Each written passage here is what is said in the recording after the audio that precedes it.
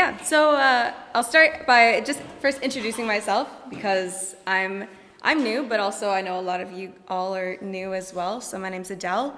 I know Jordan through, how do we even know each other? Just, it kind of just happened.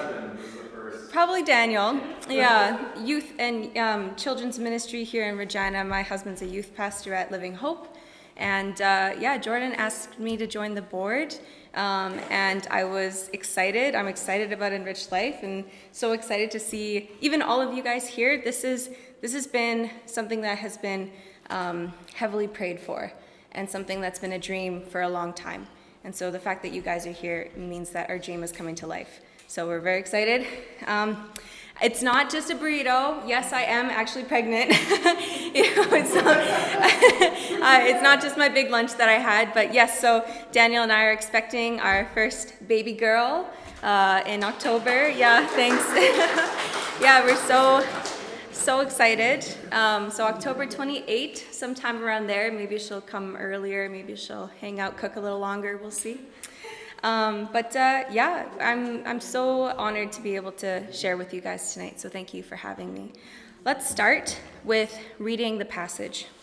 So if you all turn to John 4, it's a long one, so I won't force any of you to read it. I will read it, and you guys can all follow along.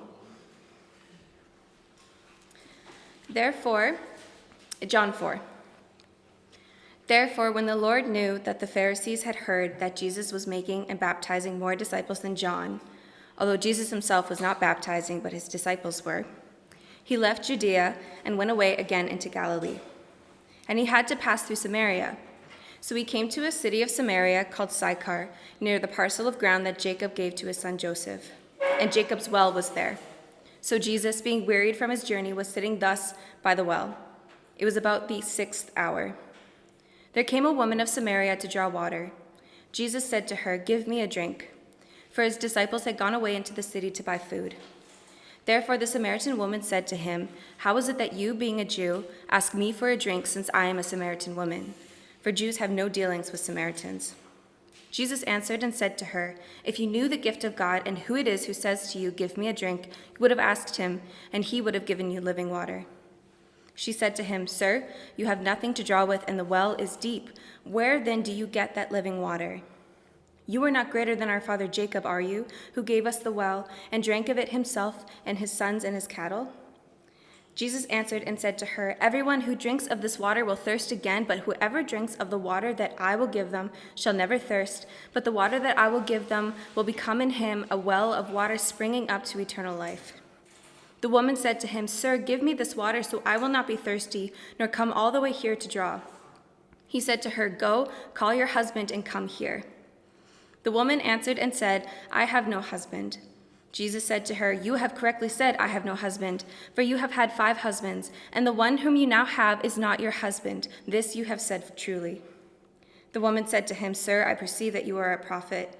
Our fathers worshipped in this mountain, and you people say that in Jerusalem is the place where men ought to worship." Jesus said to her, "Woman, believe me, an hour is coming when neither in this mountain nor in Jerusalem will you worship the Father.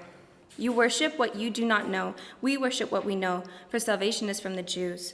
But an hour is coming and now is when the true worshipers will worship the Father in spirit and truth, for such people the Father seeks to be his worshipers. God is spirit, and those who worship him must worship in spirit and truth." The woman said to him, "I know that Messiah is coming, he who is called Christ. When that one comes, he will declare all things to us." Jesus said to her, "I who speak to you am he." At this point, his disciples came, and they were amazed that he had been speaking with a woman. Yet no one said, "What do you seek?" or "Why do you speak with her?" So the woman left her water pot and went into the city and said to the men, "Come, see a man who told me all the things that I have done. This is not the Christ, is it?" They went out of the city and were coming to him. I'd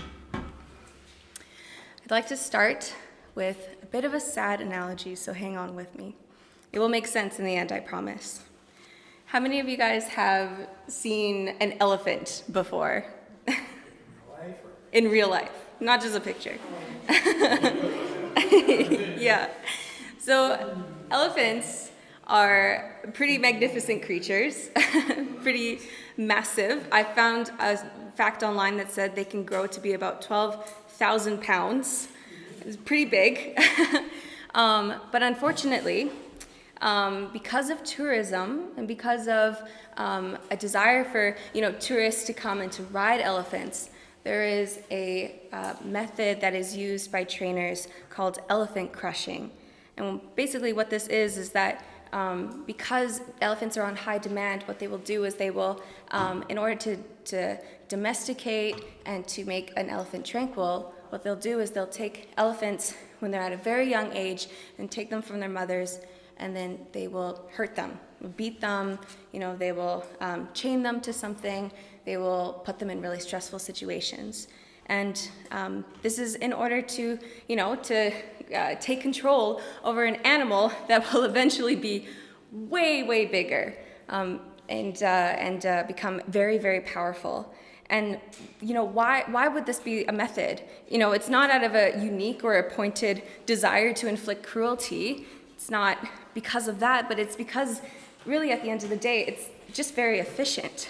It's a very effective way to subdue an animal that will eventually become very, very powerful.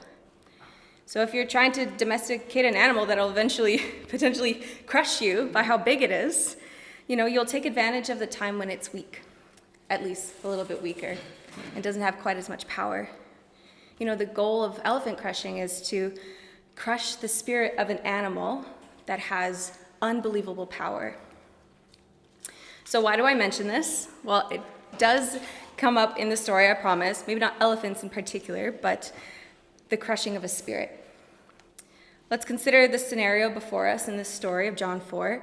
Jesus makes a sudden stop at a well because he is human and because he is tired. It's the hottest point of the day, and he is thirsty. But as Jesus is resting at this well, a woman approaches to draw water at the most inconvenient, energy-draining point of the day. The fact that she had to even make the trek to this well, which was outside of town, and at noon, when no one else would go to draw water, this proves the fact that she actually is trying to avoid being with others. She doesn't want to be around others. She's basically the social outcast. She probably doesn't really get invited to parties. And, she's kind of the elephant in the room. She knows it, and Jesus knows it. They're both sitting here at this well, and he can tell that her spirit has been crushed. Jesus met the Samaritan woman in a place where she was already vulnerable. And he could tell that this was a woman who was familiar with disappointment. I mean, she had even set up her entire daily routine around it. She had submitted to living this life in the outskirts, alone.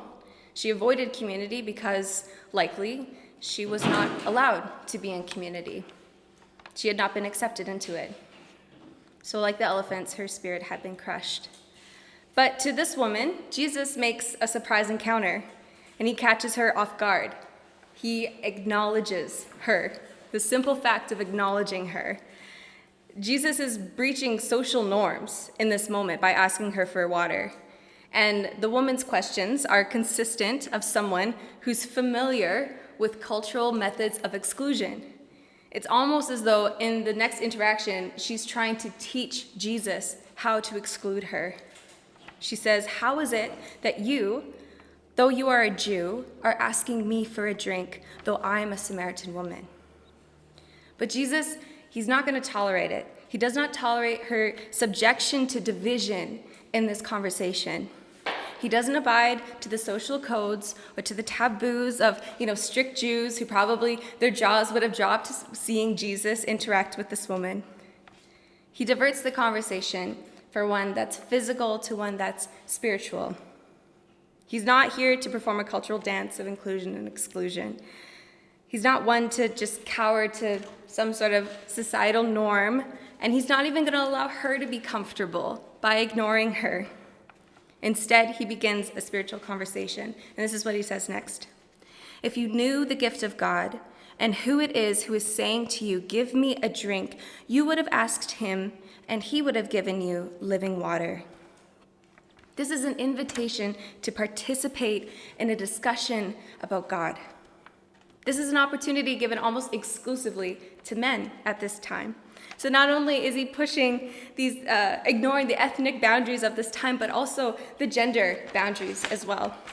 He's inviting her into a spiritual conversation and a spiritual depth that likely she never would have been invited into. Her response, I assume, is one that's still a bit out of a shock for Jesus' audacity, and it kind of misses the point. She says, "Sir, you have no bucket, and the well is deep. Where then do you get this living water? You are not greater than our father Jacob, are you, who gave us the well and drank of it himself and his sons and cattle?" So in this interaction, this is another defensive retort from the woman. Firstly, she kind of pulls the conversation away from the spiritual and back into the physical. And she even acknowledges the fact that Jesus isn't even ready to collect water. He doesn't have anything to collect it with. She then incorporates a conversation about their father Jacob. And this is, again, another opportunity she takes to create social and religious boundaries and lines between the sand between her and Jesus, a Samaritan and a Jew. She's once more trying to draw these boundary lines and trying to teach Jesus how to treat her in accordance to her disappointments. Have you ever done this before? Have you ever, missed an opportunity in life because you were fearful of being hurt again? The first time that I rode a horse was back in Alberta, where I'm from. I was working at a summer camp, and all the campers had gone home for the weekend, and the wranglers, all the people trained with horses, they invited me to go horseback riding with them. And I think naively, I just assumed that if I was surrounded by other people who knew how to ride horses, then I would just instinctively know how to ride one. They were just so excited for me to come that I didn't think about me being a beginner. And so I jumped up on a horse. Thankfully, I was wearing a helmet. Always wear a helmet. And within 10 minutes, I fell off. And not only fell off, but I got whiplash, which I had for the rest of the week as campers were running around. I was trying to catch them, and it was painful. It was a painful lesson. But one of my wrangler friends, she knew that as soon as I recovered from whiplash, I had to get back up on a horse. And she was going to be the one to get me back up on a horse. So why? Why is that important? Because for me, this was my first time riding a horse. And my first time riding was painful. So if I had gone, and left camp after the summer and gone back to Edmonton, and then the next time someone offered me to ride a horse, I would have said no way. Because the only experience I had was one that was painful. And so she said, "No, Adelle, you're getting back up on a horse. I'm going to lead the horse. You're going to be on nice, solid ground with lots of sand so you don't get hurt. And you're going to have a really nice horse that's going to take care of you." And so now I can say that I have ridden a horse twice. Once was painful, and the other time was not painful. It was actually pretty fun. Sometimes disappointment works like that in our life. Sometimes life will just throw us off a horse, and the last thing that we want to do is to get back on. Sometimes we say, "It took so long to recover last time. I don't want to get hurt again. It's not worth the risk." And when disappointment sinks in deep enough, sometimes we will even make excuses for it. Sometimes we say no to opportunities. We avoid new spaces. We avoid new people. We don't let others in. We're not willing to be vulnerable. This Samaritan woman is just like us. She's familiar with disappointment. And in her pain and in her loneliness, she attempts to teach Jesus how to keep her alone. But again, thank God, Jesus is relentless. He dispels her hopelessness again and again and again in this conversation. He doesn't put up with it. He calls her to get back up on her horse. He answers, "Everyone who drinks of this water will be thirsty again, but whoever drinks of the water that I will give them shall never be thirsty. The water that I will give them will become in him a fountain of water springing up to eternal life." So again, Jesus is continuing to dig. He continues to offer himself. He continues to chip away at her disappointment. And the Samaritan woman says something which I kind of love.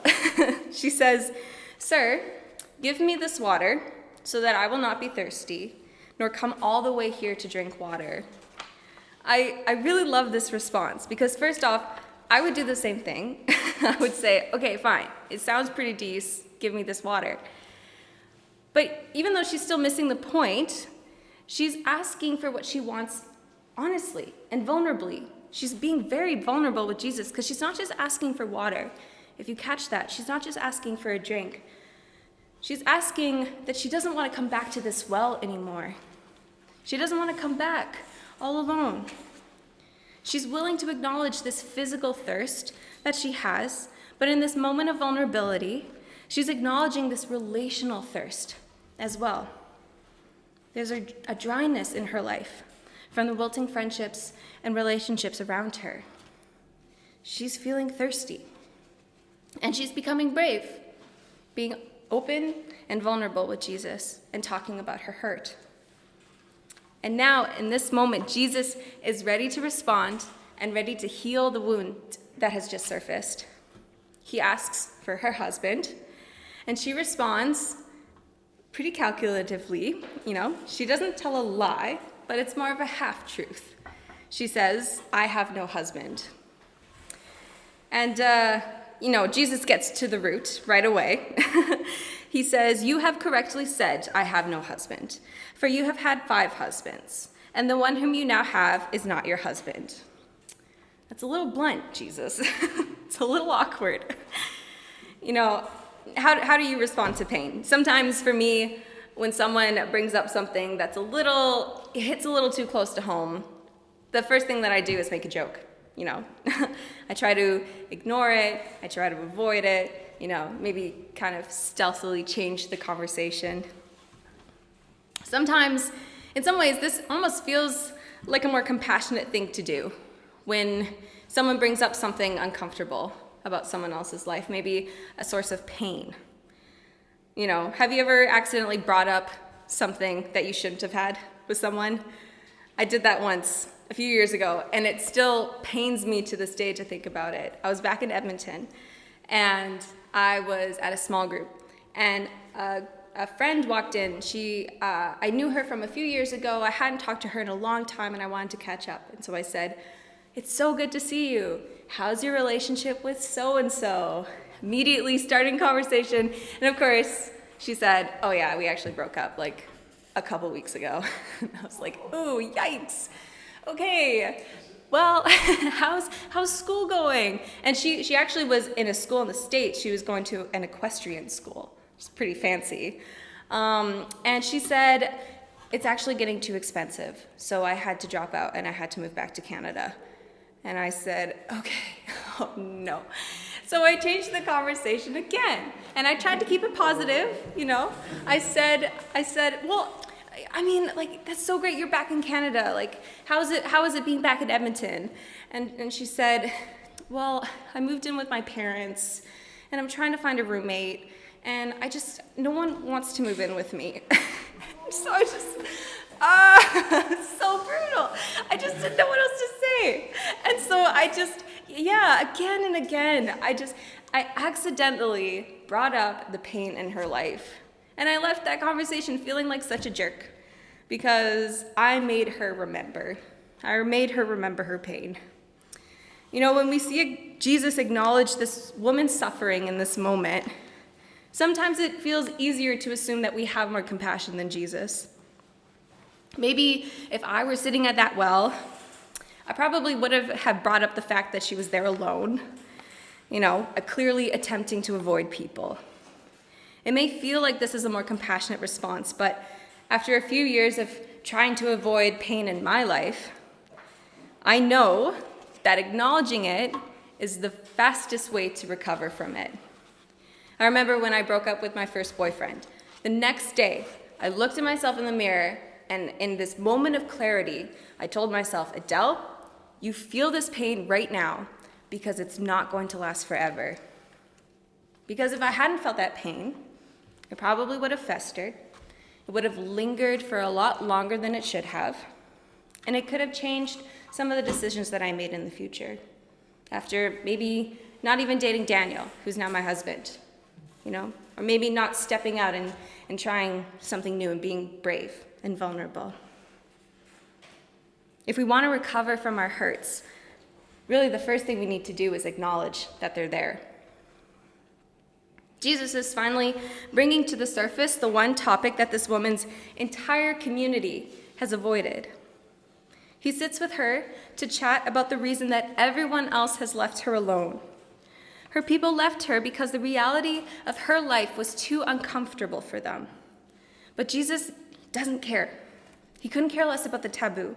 He saw her, he saw the sliver, he saw how it was infecting her life, and he pulled on it. The reason that all others had been avoiding her comes to light in the bluntness of Jesus. And he calls out truth, and he calls out mess. Not to embarrass us, but to give us the vocabulary to heal and to recover. His truth gives us the opportunity to confess and to recover from sin and from pain and its grip in our lives. It's a grace extended to us and to her, that he is willing to talk about the thing that everyone else avoids. And once more, our deflection champion diverts the question like a pro, because it's too painful for her to sit with the reality of her life. She raises a controversial question, or controversial issue about where Samaritans and Jews worship God. This is again another attempt to increase the chasm that Jesus is slowly filling between them.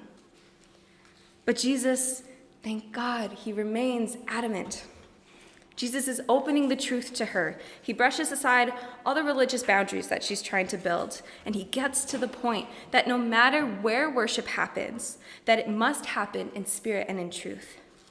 He reveals to her that even if her life continued exactly as it were, that she would continue to draw from this well at noon, that even if she continued to remain alone, that she wouldn't have to go to Jerusalem, she wouldn't have to be more religious, she wouldn't have to be a man like Nicodemus, she wouldn't even have to be like the other women in her town. She was a true worshiper if she worshiped in spirit and in truth. And that was available to her right now.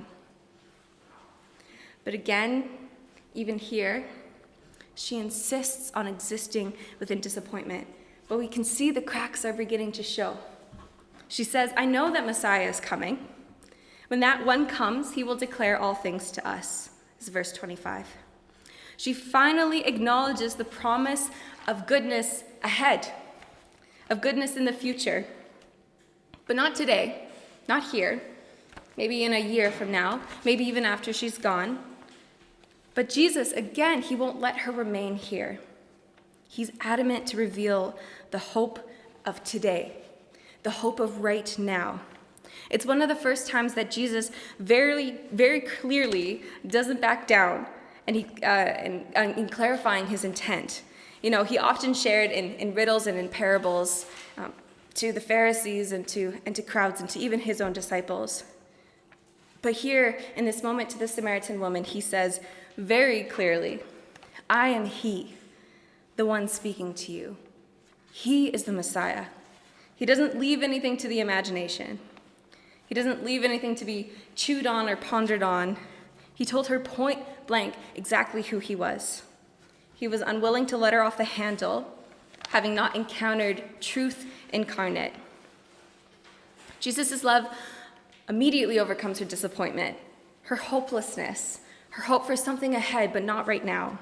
His presence in this moment is stronger than her pain. Every tactic that she brings up, every tool that she uses to protect her fragile spirit that has been crushed, comes crumbling down in the presence of the good physician who was ready right now to begin healing her. She heads back into town, and she is finally heard from her community and is actually the first evangelist ever recorded. She finally has something to say. She has news to proclaim.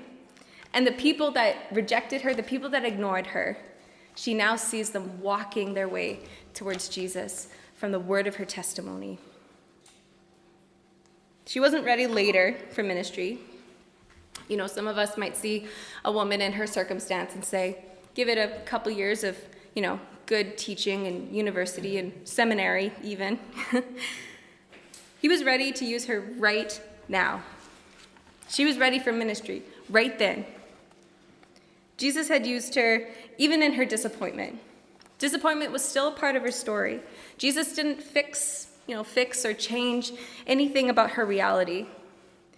In the midst of her story, in the midst of her humanness and the mess that brings, a woman transformed by Jesus becomes a catalyst for her community. Nothing had changed in her circumstance except that she had been with Jesus. This gospel story began with a disillusioned, disappointed woman who, like one of the elephants, had been subjected to pain and suffering that tore her spirit from her. But Jesus was unwilling to let her sit in her hopelessness. And he breaks through her disappointment. He reveals the power that was hidden within her all along. And she finally worships in spirit and in truth. The purpose of the book of John, the gospel of the book of John, is found in chapter 20, verse 31. It says this: "But these stories are written that you may believe that Jesus is the Messiah, the Son of God, and that by believing you may have life in his name." So the stories in the whole book of John, they always point back to that theme, that you and I, the readers, that we can have hope in who Jesus is. The fact that this woman's story is included in the book at all, it signals to us as the readers that there's something really significant about this moment. So why does John include it? Why include the story of, a beat-down, cynical woman encountering Jesus? I think it's because John wanted to prove that Jesus is not disappointed by your disappointment. He's not caught off guard by your cynicism. He's not made nervous by your pain. He does not refuse his love when you feel hopeless. I love to think how beautiful it is that Jesus and the Samaritan woman are sitting at the well of a man who once wrestled God. In Genesis 32, it recounts the story of Jacob demanding a blessing from God and receiving a limp.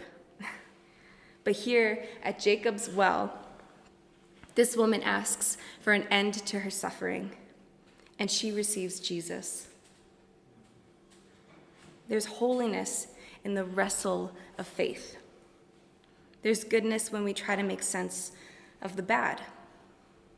Jesus doesn't come to ignore and to block and avoid our pain, whether it be pain that we caused on ourselves or pain that was inflicted on us. For Jesus, it does not do to let lament linger. In the midst of my pain, in your pain, he has purpose. He has made purpose. Revelation 21:6. "To the thirsty I will give water without price from the fountain of the water of life." That fountain, that water, that hope, that ability to dream about the future and all the good things ahead, that's available right here, right now. The same as it was for the Samaritan woman, it's available to us right now. And his name is Jesus. It's always Jesus. I will pray for you. Jesus, we thank you for the well that never runs dry, your presence, your spirit. Father, we thank you that you do not let lament linger, that you are the good physician, that you come to break down hopelessness and to build up faith. So, Father, I ask for each of us that maybe there's a moment a disappointment, a hopelessness that we were thinking about in our life. Father, I pray that you are bringing to mind this woman who didn't need to do anything but to just receive Jesus and his truth and his words. I pray that in these moments of our humanity, of our brokenness, that we will encounter Jesus and that he will continue to refresh us and that we will continue to worship in spirit and in truth. And I pray all of these things in your name. Amen. Thank you, Adelle. Of course.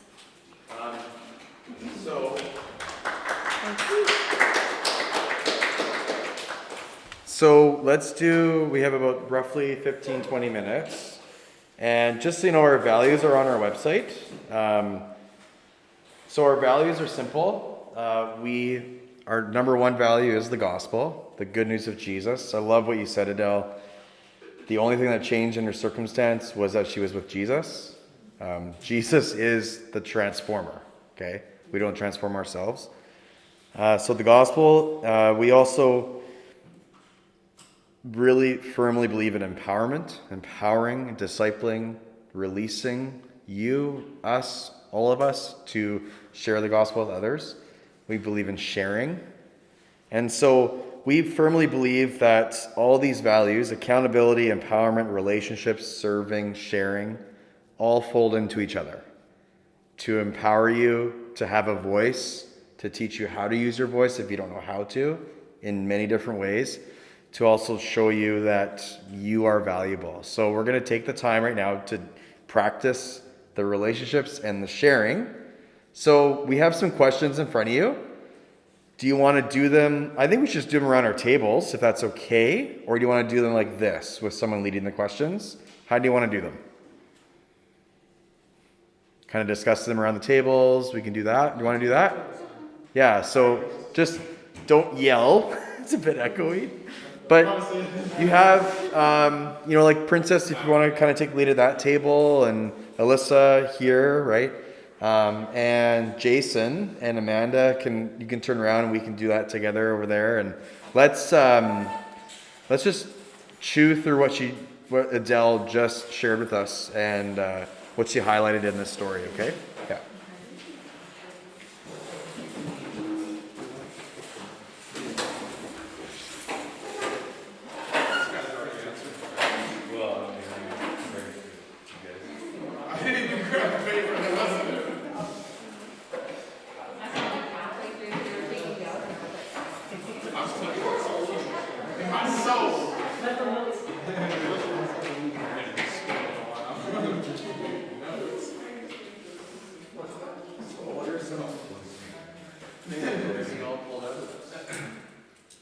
What's the question?